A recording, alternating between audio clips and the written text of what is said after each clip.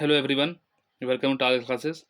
हम लोगों ने लास्ट टाइम क्वेश्चन नंबर 15 तक हम लोगों ने डन कर लिया था। आज हम उसके आगे बढ़ेंगे। आज हम लोग आगे बढ़ते हैं। लास्ट वाला क्वेश्चन था कि जब वेलोर अकर हुआ था, जब वेलोर म्यूटनी हुआ था, उस समय गवर्नर कौन था? तो sir George Barlow. Sir George Barlow याद रखने वाली बात है। और ये वेलोर म्यूटनी कब हुई थी? 1806 में हुआ था। इसको हम लोगों ने ऑलरेडी डिस्कस कर लिया है।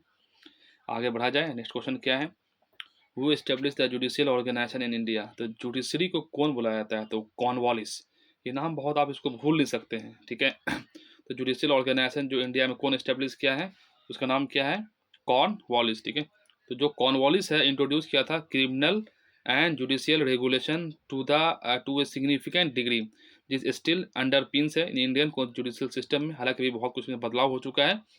Cornwallis gave limited judiciary powers to the company's revenue collector को, who already served as the civil magistrate. In 1790s, company took over the administration of justice from the Nawab, and Cornwallis introduced the system of the circuit court with the Supreme Court that meet in Kolkata and had the power to the review over the circuit court decision. ठीक है। तो एक चीज़ याद रखने वाली बात है कि जो भी जुडिशरी वगैरह का जो भी रिफॉर्म वगैरह है ना, जो जो जुडिशियल ऑर्गेनाइजेशन वगैरह है, वो सब आपको कॉर्नवालिस का ही देन है, ठीक है। नेक्स्ट क्वेश्चन क्या है? वो the following governor general created the covenanted civil services in India which later came to be known as the Indian civil services? क्या होगा? कॉर्नवालिस। आंख बंद करके मारिए, ठीक है। जहां भी कोविनेंटेड सिविल सर्विसेज की बात आए, सब कौन स्टार्ट किया है? तो कॉर्नवालिस, ठीक है। कॉर्नवालिस इंट्रोड्यूस किया था civil services in India after becoming the governor general of Bengal, ठीक है। जब वो गवर्नर जनरल बन गया बंगाल का।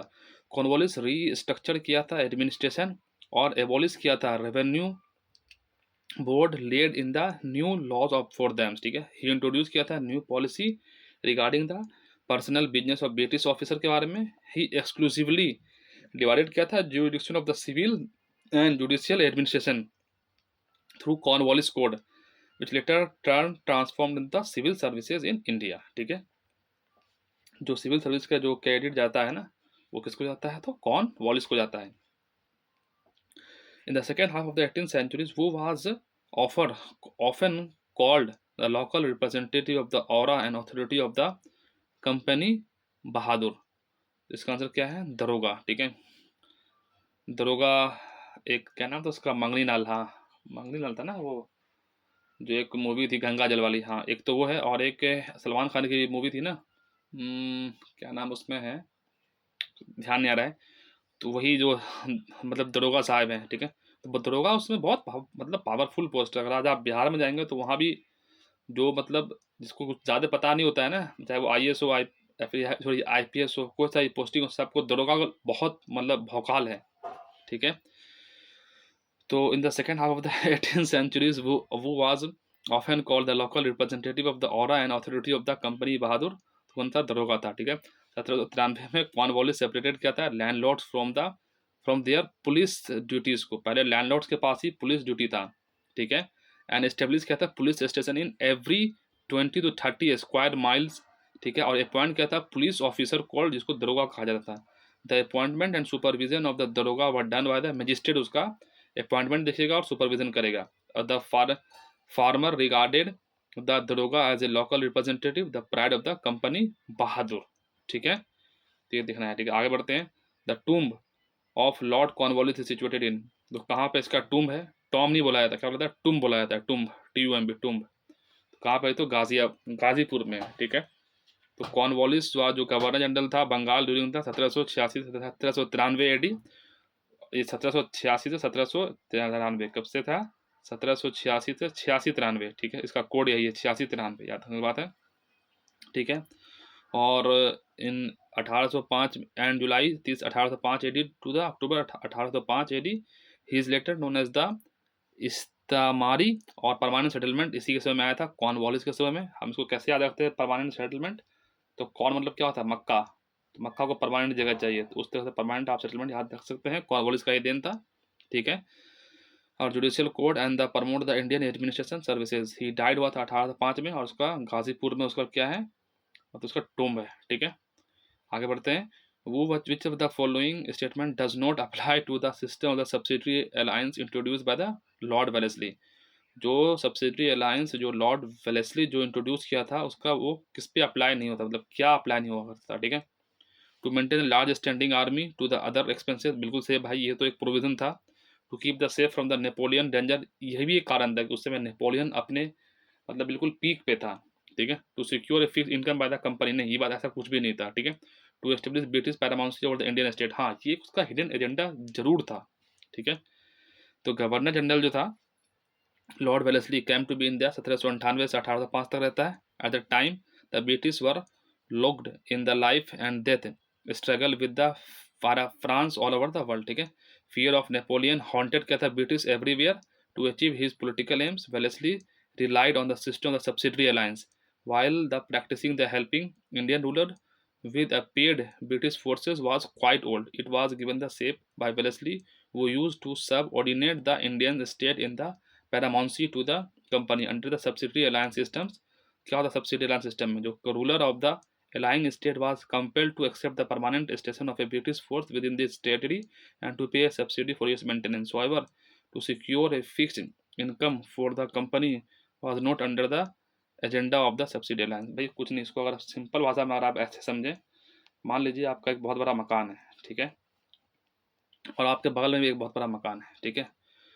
तो अब एक तीसरा पर्सन आपको बोलेगा कि देखो तुम्हारा ये जो पड़ोसी है बहुत मजबूत हो रहा है, ठीक है, और ये जो और मान लो ये भी कोई एक स्टेट है, ये भी कोई एक मतलब मकान है, दोनों बड़ा बड़ा मकान सब है, ठीक है। तो बोलेगा देखो भाई ये क्या है कि तुम्हारे पे हो सकता है ये फ्यूचर में अटैक कर दे, और तुम्हारे पास उतना सैनिक नहीं है, और रियली में उतना उस समय बाद सैनिक उसके पास नहीं हुआ करता था, ठीक है। तो ये इसको बोलेगा, ये जो है इसको बोलेगा, तो जब इसको बोलेगा तो बोलेगा अच्छा ठीक है, तो तुम्हारे पास क्या इलाज क्या है। बोलेगा भाई मेरे पास इलाज ये है, हमारे पास आर्मी है, तो ये अपना आर्मी जो है इसको दे देगा। बोलेगा भाई ठीक है, अगर तुम्हारे पास आर्मी रहेगा ना, तुम्हारा अपना जगह होगा, तुम हमको हर महीने का फीस दोगे एज ए सिक्योरिटी, जो इसका खाना पीना का खर्चा उर्चा होगा, ठीक है। अब सेम चीज़ ये इसको ही बोलेगा, तो एक दूसरे को डरा धमका करके, ये बेसिक है, मतलब डरा धमका करके दोनों से पैसा मतलब वो वसूल रहा है, ठीक है, कौन, थर्ड पर्सन। और इसका हिडन एजेंडा क्या था, अब इसको आप ब्रिटिश के कॉन्टेक्स्ट में ले लीजिए, ठीक है। उस समय क्या हो रहा था, नेपोलियन जो है वो मतलब काफ़ी मतलब पीक पर था। ये अगर इंडिया का टेरिटरी है, मान लीजिए यहाँ पर कोई रीजन पंजाब है, ठीक है, फिर मान लीजिए यहाँ पर मैसूर था, मैसूर को बोला सब्सिडी अलायंस कर लो, सब्सिडी अलायंस करेगा तो क्या होगा, ये यहाँ पर आ जाएगा, मतलब ब्रिटिश आ जाएगा, ब्रिटिश की खुद की आर्मी रहेगी, ठीक है, मेंटेनेंस उसको देना पड़ेगा। जब ये मेंटेनेंस देगा ना, तो जब पर्टिकुलर जो ये स्टेट है ये किसी के साथ में और डिप्लोमेटिक रिलेशन नहीं कर सकता है, बहुत कुछ इसका मतलब नहीं, एक तरीके से आप समझ सकते हैं कि इसका जो भी इन रियलिटी में वो यही कहना चाह रहा है कि सारा पावर अब मेरे पास आ गया है, ठीक है। इसी कारण टीपू सुल्तान आप देखिएगा 1799 में वो सब्सिडी अलायंस कर लेता तो शायद वो बच जाता, लेकिन उसने किया नहीं, ठीक है। आगे बढ़ते हैं। First Maratha sardar to accept the subsidy alliance for the lord Wellesley, अब इसको याद रखने वाला था, पेशवा बाजीराव सेकेंड, ठीक है। तो पहला मराठा सरदार था जो एक्सेप्ट किया था subsidy alliance of the lord Wellesley, कौन था, तो पेशवा बाजीराव सेकेंड। तो आपको ये बात समझ में आएगा कि जब भी रूलर बहुत ज़्यादा वीक हो जा रहा है उसी समय सब चीज़ मतलब उसके ऊपर मतलब लादा जा रहा है, ठीक है। सब्सिडी अलायंस सिस्टम जो इंट्रोड्यूस किया था इंडियन में लॉर्ड वेलेस्ली द्वारा, इसका मेन प्रिंसिपल देखिए क्या क्या था। जो इंडियन रूलर जो है एंटर हुआ सब्सिडी अलायंस में, तो उसके साथ क्या होगा, British had accept British forces within the territory, वो अपने टेरिटरी में होगा और उसको पे करना पड़ेगा उसका मेंटेनेंस, जो खर्चा खर्चा होगा पानी दानी, ठीक है। और ruler would accept British residence in his state, और ब्रिटिश का जो एक रेसिडेंस होगा इस स्टेट के अंदर मौजूद रहेगा, ठीक है। और Indian ruler who enter into the subsidy alliance would not enter to any other further alliance with the any other power. एक तरह भाई जो आपकी सॉवरेनिटी वो तो खत्म हो गई ना। The ruler would not employ an European other than Britisher, आपको सिर्फ ब्रिटिशर से ही आपको सब कुछ काम करना पड़ेगा, अदर कोई फ्रांसीसी पुर्तगीज कोई नहीं आ सकता है अब, ठीक है। The ruler would accept the ruler would acknowledge East India Company as the paramount power in India, मतलब उसको एक्सेप्ट करना पड़ेगा कि जो ईस्ट इंडिया कंपनी वो एक पैरामाउंट पावर भारत में है। In return for the ruler accepting its condition the company under to the protection होगा state from the external danger और डिसऑर्डर से। If the Indian rulers failed to make the payment requirement by the alliance, then part of the territory was to be taken by the as a penalty। मान लीजिए ये पैसा नहीं पे कर पाया तो क्या हुआ, मान लीजिए इसका कोई लैंड है वो ब्रिटिश के हाथ में चला गया, तो समझ पा रहे हैं धीरे धीरे दिमाग की तरह ये खा जाएगा, ठीक है। तो निज़ाम ऑफ हैदराबाद जो है फर्स्ट आया था इनटू द सब्सिडी अलायंस में, मराठा आया 1802 में, एक्सेप्टेड किया सब्सिडी अलायंस को। फिर हैदराबाद 1798 में, ठीक है, मैसूर 1799 में, अवध 1801 में, भोंसले 1803 में, सिंधिया 1804 में, होलकर 1818 में। सब कुछ अडॉप्ट करना पड़ा, ठीक है। नेक्स्ट क्या भाई, ट्रीटी ऑफ बसीन कब हुआ है, तो ये आपको कैसे साइन हुआ है, 1802 में हुआ। उसको याद रखने का तरीका क्या है, 1802, बी कितने पर आता है, दूसरे नंबर पर। आपको याद कैसे रखा ये किसके साथ हुआ है, तो जहाँ पर सेकंड आ जाए तो बाजीराव सेकंड, समझ पा रहे हो। तो बी से क्या आप क्या माने, 1802, बी आता है, ए पहले आता है एक एक पे, बी कितने पे आता है, 2 पर आता है, ये 2 हो गया 1802, और 2 पे क्या है, तो बाजीराव सेकंड। ऐसे भी आप इसको याद रख सकते हैं, ये ट्रिक है, एग्जाम में आपको ये सब आपको याद आएगा। यहाँ पर बाजीराव 1 बाजीराव 2 बहुत आपको कन्फ्यूजन कर देगा, ठीक है। तो ट्रीटी ऑफ बसीन साइन हुआ था as a part sign by the October 31, 1802 में between the English East India company और बाजीराव सेकंड और Maratha Peshwa on the Pune in India after the battle of Pune. In this treaty the Bajirao second जो है रिस्टोर करेगा पेशवा को in Pune. Around the 6000 English force में were permanently station होगा with the Peshwa to protect him from the protect for which 26 lakh to be paid for East India Company. मतलब समझ पा रहे हैं, सारा ताकत आपका ले लिया, ठीक है।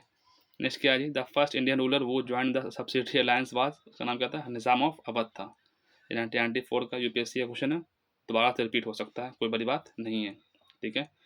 तो वेलेस्ली का क्या है भाई, 1798 से 1805 तक आपको गवर्नर जनरल रहता है। क्लेवरली यूज़ किया था सब्सिडी अलायंस सिस्टम को tool to make the Indian province puppet, मतलब उसको पपेट बना लेना है of the britisher.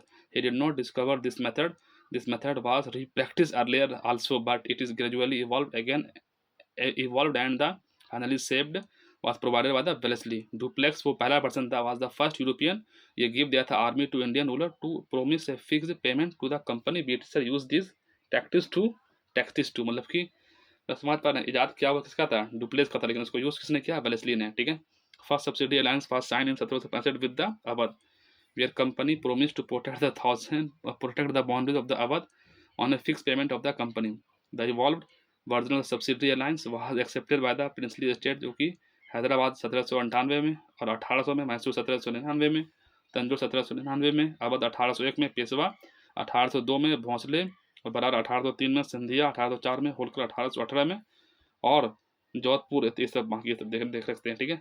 Hyderabad will be answer if the question asked first state joint Wellesley subsidy alliance. अगर वेलेस्ली सब्सिडी अलायंस पूछेगा तो उससे आंसर क्या हो जाएगा आपको, हैदराबाद हो जाएगा। Subsidy alliance was implemented during the reign of, तभी हम देख लिया वेलेस्ली के समय में होगा, तो भैया the subsidy alliance was not accepted by, कि सारे को इसमें सब ने, निज़ाम ने किया था, होलकर ने किया था, राजपुताना ने किया, सब ने किया था, ठीक है, मैसूर भी किया था, सब ने किया था, ठीक है। सब्सिडी अलायंस जो सिस्टम जो है यूज बाय किसने किया था, वेलेस्ली ने। इसका टेंडर 1798 से 05 बिलिंग किया था Indian state within the ambit of the British political power में।